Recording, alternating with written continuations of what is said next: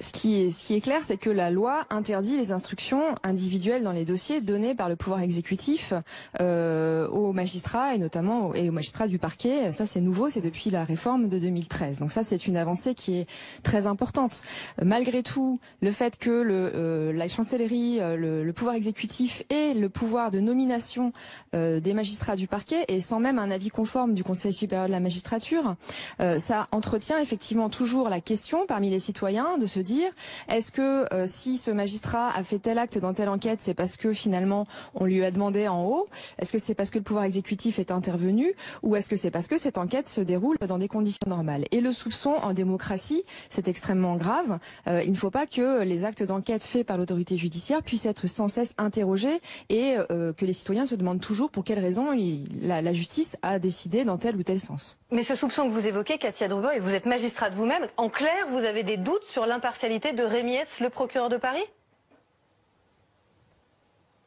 La question est de savoir si, effectivement, dans le contexte actuel, la confiance qui peut être accordée aux décisions prises au niveau du parquet de Paris est optimale, et on ne le pense pas, puisqu'on a eu cet épisode l'été dernier qui a consisté à ce que 3 candidats qui avaient été retenus par la garde des Sceaux n'ont pas été, entre guillemets, adoubés au niveau du pouvoir exécutif plus haut, c'est-à-dire le Premier ministre ou le Président de la République, on ne sait pas trop.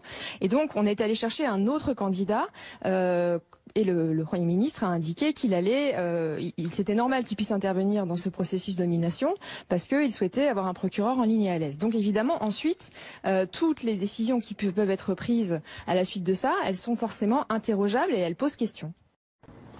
Je ne connais pas les détails de la procédure, mais ce que j'observe, c'est qu'il y a une forme d'acharnement judiciaire contre la France insoumise, qui a fait l'objet déjà au mois d'octobre de 15 perquisitions, de dizaines d'heures d'auditions libres auxquelles nous nous sommes présentés sans aucun problème, et hier d'une nouvelle perquisition dans un dispositif encore une fois disproportionné. Ces 5 policiers qui frappent à la porte à 7 heures du matin pour finalement repartir avec quelques documents informatiques, dont, grosse surprise, le fichier de la campagne présidentielle, l'affiche officielle de la campagne ou la circulaire envoyée à tous les candidats. Donc il y a une forme d'acharnement judiciaire qui, oui, de mon point de vue, dénote une forme d'instrumentalisation de la police et de la justice à des fins politiques. On est dans une campagne électorale. Une campagne électorale, ça se mène projet contre projet par des arguments, dans un débat sur le fond, sur les propositions, et pas à coup de perquisitions interposées.